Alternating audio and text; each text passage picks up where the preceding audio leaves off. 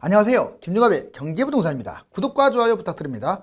그동안 거래량이 없었던 이유가 매물이 씨가 말랐기 때문이라면 지금은 대출금지와 금리 인상, 경제 불안 등으로 매수자가 확 줄었기 때문입니다. 장기간 거래가 끊기자 추석 이후 일주일 동안 중개소마다 그동안 볼 수 없었던 초급매가 쌓이면서 집주인들로 북새통을 이루고 있다고 합니다. 일부 아파트 단지는 평소보다 10배가 많은 매물이 늘어나면서 가격 하락을 부추기고 있습니다. 이렇다 보니 최근 3주 연속 매수지수 하락과 시세 하락의 폭이 훨씬 커지기 시작했습니다. 유료상담은 010-399-8808 전화 주십시오. 아파트 초급매 10배 급증.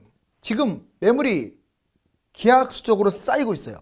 중개소 집주인들마다 생존 난리통. 그러니까 중개소에 매물들이 막 지금 꽉 넘쳐나고 있다는 거죠. 서서히.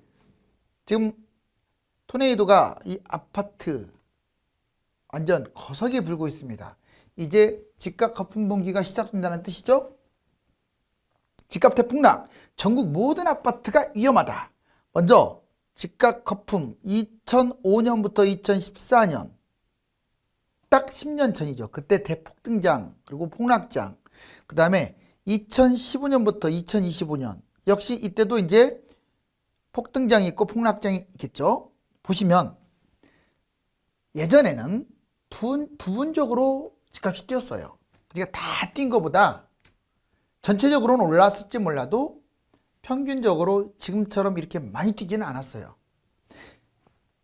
금액도 들뛰었을 뿐더러 아파트 숫자도 들뛰었다고요. 이때는. 그러니까 부분적으로 위험한 거예요. 지역을 따지면 예전에 버블7이라고 있고요. 또 이 후광이 있는 대부분의 이제 수도권이죠. 서울 중심으로 뛰었습니다. 특히 어디가 많이 뛰었냐? 유형을 본다면 중대형 평형이 많이 뛰었고 꼭 100%를 기준으로 한다면 50%가 거품이 좀 생겼다고 보시면 돼요. 그래서 어떤 일이 벌어지냐면 하락장 2010년부터 13년 그 사이에 10% 그러니까 덜 뛴 것은 10% 많이 뛴 것은 60%까지 대폭락을 가져와요. 지방과 소형 아파트는 거꾸로 이때 별로 안 뛰어가지고 올라가는 기이한 현상도 벌어졌는데 결국 지방 아파트는 2016년 이후에 폭락을 하죠. 여기서 하고자 하는 말은 부분적으로 뛰었다. 그런데 이번에 지금 이제 문재인 정부 집값 엄청 폭등했잖아요. 대략 내년부터는 또 하락할 것으로 보이는데 그럼 어떤 것들이 많이 뛰고 위험하냐? 자 보세요. 전체가 위험하다고 써놨어요. 왜? 안 뛴 거 있나요? 한번 여러분께 물어보겠습니다. 자, 웬만한 아파트들 다 뛰었죠. 심지어는 나홀로. 그 다음에 비아파트, 빌라, 오피스텔까지 다 뛰어버렸습니다. 물론 상대적으로 더 많이 뛰었냐 덜 많이 뛰었냐 이 문제가 있지만 이때하고는 비교도 되지 않을 만큼 많이 뛰었어요. 그러면 당연히 지역, 서울 중심 전국 전체가 위험하고요. 유형 모든 평형 약 80% 정도가 해당돼요. 저번에는 50% 정도가 위험했다면 이번에는 모든 평형, 소형도 위험하다는 거예요. 거품이 심하니까 80%. 그 다음에 하락. 예전에 10에서 60% 폭락했다면 이번에는 20에서 80%까지. 80% 폭락하면 나라 망한다? 절대 그럴 일 없으니 걱정하지 마세요. 자, 집값이 4배 뛴 것은 나라가 안 망하고 4배 떨어지면 망합니까? 자, 전국 모든 평형, 비싼 아파트가 많이 떨어진다. 지금 분명히 말했어요. 전국이라고 했고 모든 평형이라고 했고 특히 많이 뛴 아파트는 더 떨어진다. 경제위기 지금 이런 말이 솔솔 나오고 있죠. 지금 주가가 다시 좀 반등하기도 했는데 이건 미봉책이에요. 중국이 해결된 게 있나요? 자, 미국이 해결된 게 있나요? 지금 코로나 사태 이후에 이제 본격적으로 물가 상승이 이어지고 긴축 가시화되고 금리 인상이 진행된다면 이제 어떤 일이 발발을 들지는 뻔히 알 수가 있습니다. 그래서 위험 자산은 투자하면 안 돼요. 여기 보세요.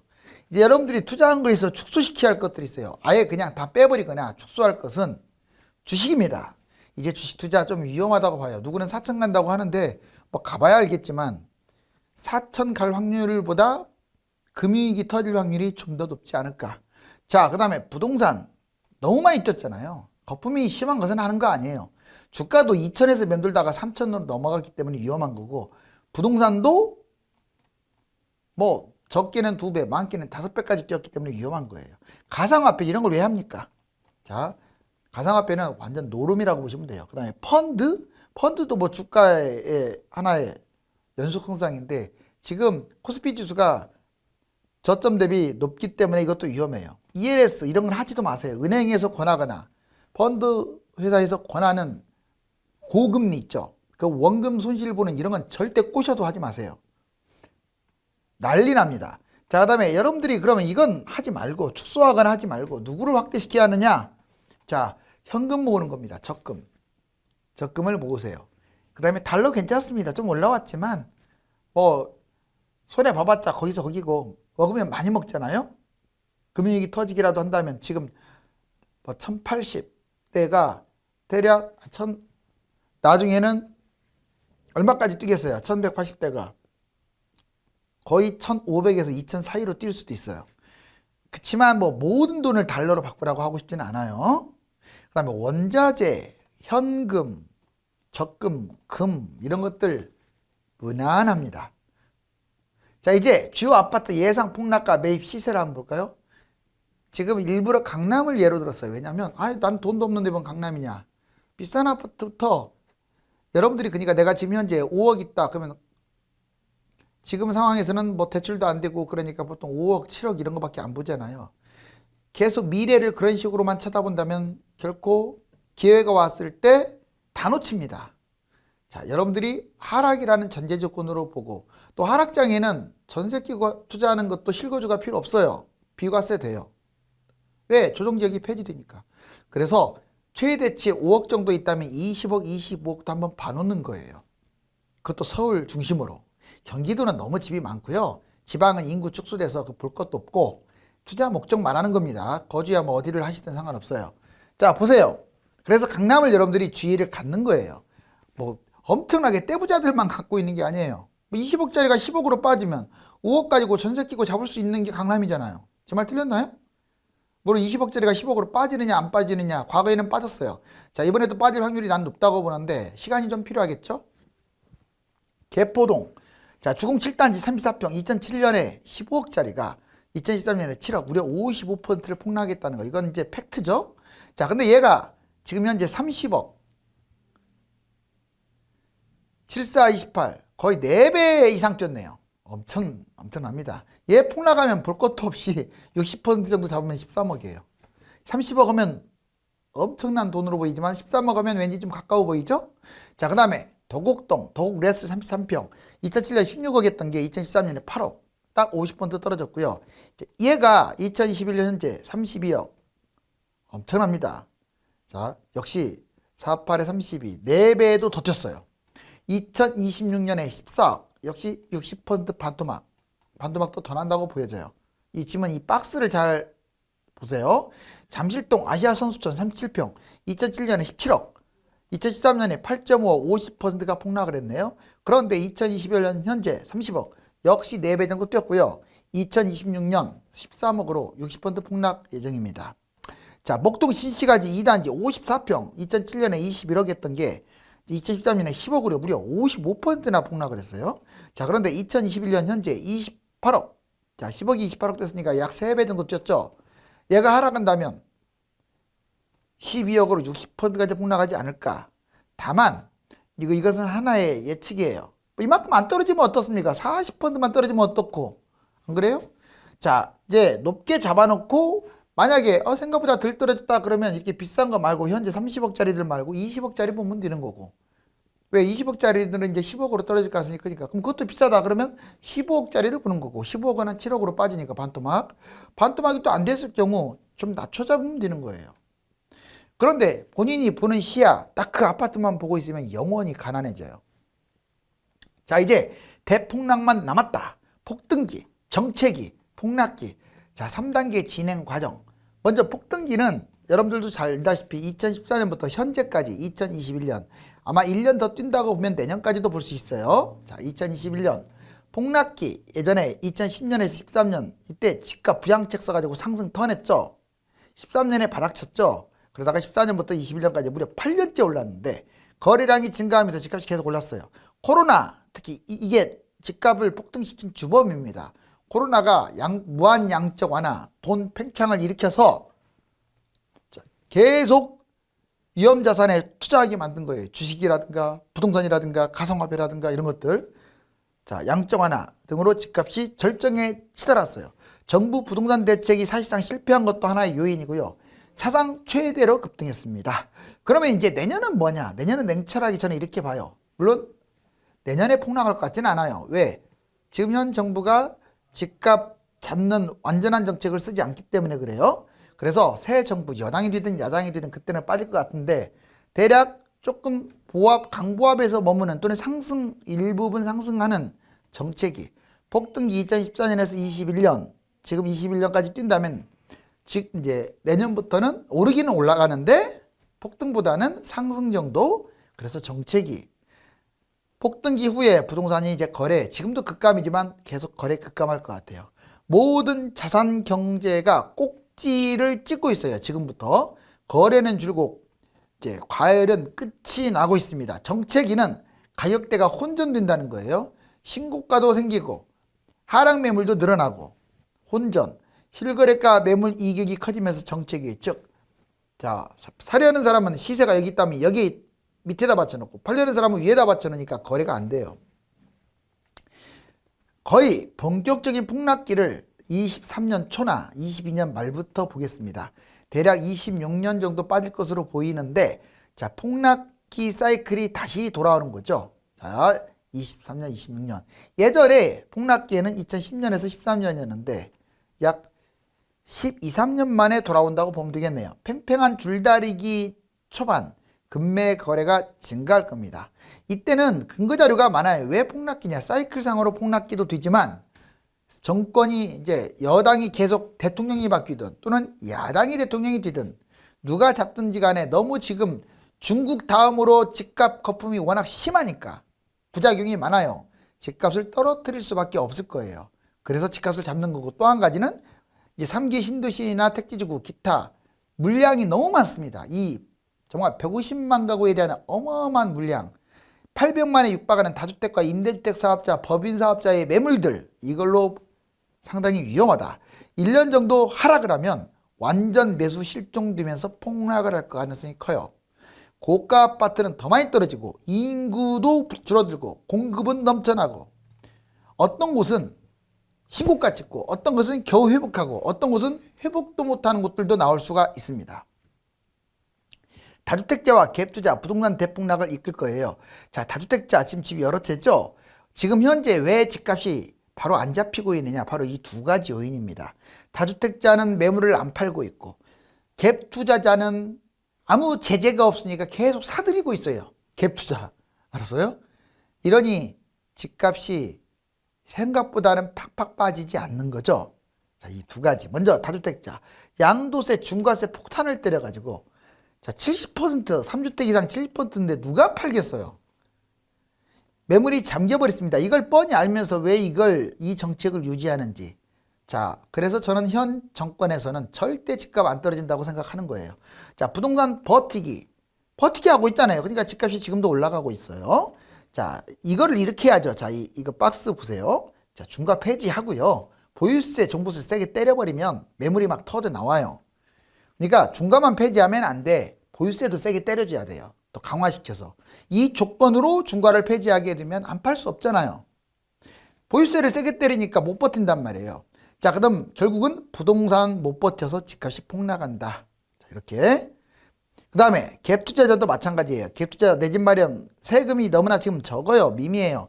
그래도 60% 이상 혜택을 주니까 차익을 얻으니까 꾸준히 매입하고 있잖아요.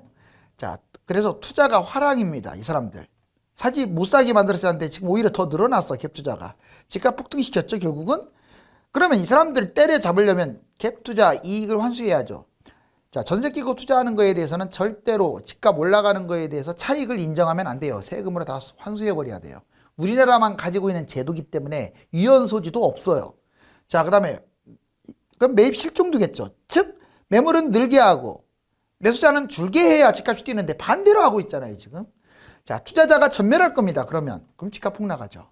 물론 제가 말씀드리는 내년부터 집값이 떨어진다는 것은 꼭 이게 아니라도 여러 가지 여건상 위험해요.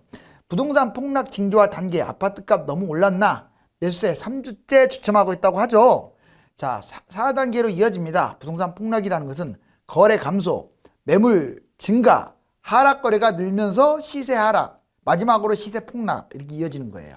거래 감소 서울 8월달 30%, 전국 40%가 축소됐어요.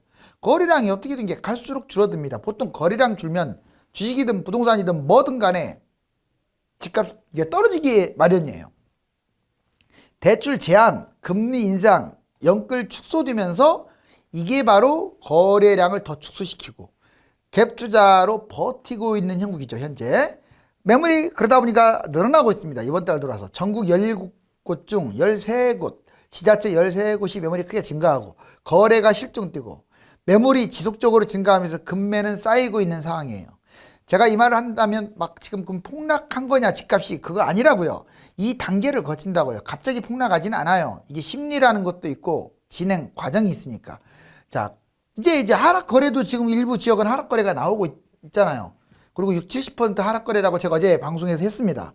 1, 7월 하락 거래가 35에서 40%, 9월에는 50% 이상이다가 이제는 60, 70%에 이르르고 있어요. 자, 호가가 점점 낮아지는 추세겠죠, 당연히. 하락 거래가 늘어난다는 얘기는 신고가가 준다는 얘기인데 결국은 시세마저 하락한다는 거예요. 9월 2주째 하락폭이 확대됐고 아마 12월 달, 그러니까 올해 12월 정도 되면 완전한 마이너스 하락으로 떨어질 것이다. 특히 강남이 하락세를 탔다는 게 지금 중요한 이슈죠. 2020년에서 22년은 마지막 버블 끝자락. 뭔 말이냐? 자, 많은 이제 전문가들이 이래요. 2020년부터 거의 9년까지 10년간 폭등했네요. 여기 보면. 그러다가 떨어졌다가 또 보니까 큰 틀에서, 과정에서 떨어지긴 했지만 큰 틀에서, 자, 2011년부터 대략 그러면 그렇게 따지면 10년간 뛴다면, 자, 14년부터죠. 14년부터 10년간 뛴다면 2023년 아니냐. 근데 이제 대략 한 2021년으로 보고요. 2020년, 21년 어마무시하게 뛰었잖아요. 그럼 내년밖에 안 남았어요. 그래봤자 1년 더 뛸 것으로 보여져요. 자, 이 기간과 이 기간에 대한 합의입니다. 물론 이때가 더 뛰었어요. 이때가. 자, 2000년에서 2009년이 폭등장이고 이때는 2014년부터 2022년, 길어봤자 내년으로 보여진다 이 말이에요. 서울 3년 지속 상승했다. 자, 최근에 2000년부터 2009년 10년과 2020년, 2022년은 너무나도 닮은 꼴이에요. 자, 10년 대세 상승 8년 차로, 그렇죠. 지금 10년 대세 상승 8년. 그러니까 내년이면 거의 끝자락이 되지 않을까. 꼭 10년을 꼭 채우기보다 22년까지 추가 상승 여력은 좀 남아있다. 2007년에서 2009년 3년 상승했고 2020년에서 2022년 3년 또 올라가고 있어요. 폭등하고 있어요. 이 마지막에 꼭 많이 폭등했거든요. 집값 상승 요인도 많고 세계 집값이 지금 올라가고 있는 추세라 당분간 1년간은 더 뛰지 않을까라고 예측은 하는데, 자, 올 겨울이 최대 관건이죠. 자, 보유한 부동산 매도 징검다리 갈아타기 대상, 자, 매도 비아파트 나홀로 아파트 못난이 부동산 황금성이 떨어지는 것들은 아예 팔아버리는 게 좋을 것 같아요. 물론 본인이 실거주한다 오랫동안 끌고 간다면 어쩔 수 없지만 이런 것들은 하락장이 안 팔리니까 또 물린다고요. 얘들아, 물려가지고 나중에 아파트로 못 갈아타요. 좋은 걸로. 그래서 이걸 팔고 징검다리가 뭐냐, 잘 보세요. 얘를 팔고 매도한 다음에 황금성이 높은 소형 아파트, 좀 줄여서 가라고요. 이거 팔고 일반 아파트 잡아라 이 말이에요. 그러니까 좀 세대수가 있는 거. 근데 너무 평수가 작다, 너무 돈이 비싸다, 그러면 잡지 마세요. 돈이 될 때 징검다리로 가라는 거예요. 왜냐하면 집이 없으면 불안하다면. 자, 그런 다음에 갈아타기, 이제 완전한 갈아타기죠. 이때 지금 갈아타기는 하락장을 위한 갈아타기야. 이거 끌고 가면 안 팔리니까. 자, 그래서 진짜 하락장이 온다. 4, 5년 후에 서울과 강남 인접 아파트 또는 이 지역 대단 지역 세권 유망 아파트로 약간 대출을 받아서 또는 전세 끼고 이때 잡아버리면 되잖아요. 자, 2에서 5년 대세 하락 바닥으로 보여지네요. 이제 부동산 대폭락 바닥 매입 방법 3가지 전략. 여러분들이 만약 지금 폭락을 했다 그러면 어떻게 하겠습니까? 금매를 매입하는 게 가장 첫 번째 떠오르죠. 2022년에서 2026년을 바닥으로 봤을 때 바닥은 2026년이겠죠. 뒤로 갈수록 더 떨어지니까 20에서 70% 폭락이 예상되고 강남, 제일 많이 떨어진 게 강남, 그 다음 서울, 경기, 광역시 순으로 아마 금매를 잡는 게 좋아요. 제일 좋은 게 강남, 그 다음에 서울, 그 다음에 경기, 그 다음에 광역시에 이 순서를 잡아야겠죠. 자본금 비축, 그러려면 현금 있어야 하고 대출과 전세를 잘 활용하세요. 분양도 잡을 수 있어요. 이때는 가점이 낮더라도 미분양도 속출할 수 있으니까 부동산 하락장에 얘는 별도로 얘 하나 잡고 자 분양권 전매할 수 있으니까 분양권 미분양을 잡으라 이 말이에요. 입지 좋은 거 분양권 미분양을 매입 추가로 할 수도 있고 자녀한테도 사줄 수 있어요. 무주택 분양 내 집 마련 1주택 추가 매입. 자 고리타분한 생각을 가진 사람은 얘 하나 잡고 얘 하나 잡고 끝나는 거예요. 그냥 그렇게 하지 말고 나도 하나 잡았으면 이것도 하나 더 잡고 또는 내 거 잡았으면 자녀를 이걸로 잡아준다든가. 자 갈아타기입니다. 자 하락장에 내 거 많이 떨어졌다고 억울해할 게 아니라 내 거 3억 떨어졌다 그러면 7억 떨어진 걸로 갈아타세요. 아셨어요? 더 입지가 좋은 곳으로. 끝으로 부동산 청약, 부동산 지금 상승장에는 청약, 대출, 세금, 거주 규제가 아주 강력합니다. 근데 하락장은 이 반대라는 걸 잊으면 안 돼요. 지금의 모든 규제를 하락장에 접목시키니까 고정관념으로 돈을 못 버는 거야. 여보세요. 자, 청약 규제. 지금은 2017년, 2021년 세대주, 당해지역, 자격도 제한도 많고 전매 제한, 분양권 금지, 가점제, 다특공제, 경쟁률도 치열해요. 막 65점 넘어가고 2천만 원 넘어가요. 그런데 하락장에 세대원 다 누구나 넣을 수 있고 전체 지역 제한도 없고요. 당해 지역이 어디 있어요.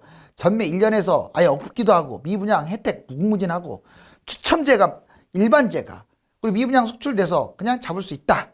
자 대출 규제도 지금은 규제지역 대출이 40에서 50% 아예 대출이 안 나오는 곳도 있고 DSR, LTV, DTI 비율도 강화되고 분양, 미분양, 중도금 대출 다 내야 하니까 아예 받기도 어려워요. 근데 하락장은 규제 해제, 대출 70에서 90%까지 다 할 수 있어요. 집값 떨어지면 다 풀어줘요. 그렇지 않으면 건설사 망하고 자 하우스푸어 망하고 나라 망하니까 DSR, LTV, DTI 비율 약화되고 분양, 미분양, 무이자, 뭐 이자 후불제 이런 걸로 약 6억짜리를 3천만 원으로도 잡을 수가 있는 게 이때 실제로 옛날에 넘쳐났고 이번에도 그럴 것 같아요. 세금 규제? 자 1주택, 취득세, 종부세 지금 엄청 세죠. 일시적 2주택 기간도 지금 1년밖에 안 돼. 주동지역은. 세금도 강화되고 다주택, 취득세, 보유세, 양도세, 뭐 중과세 너무 세서 못 잡는 거야. 집 하나 있는 사람. 그런데 하락장은 달라요.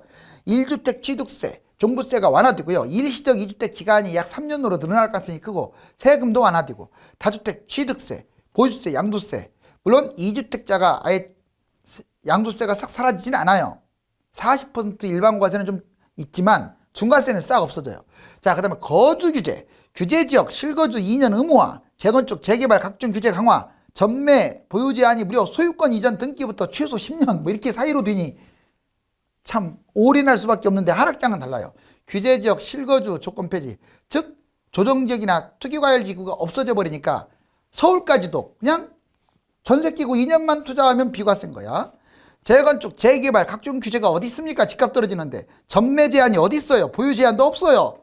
자, 지금 부동산에 폭탄이 떨어졌네요. 이제 빨리 탈출해야겠네요.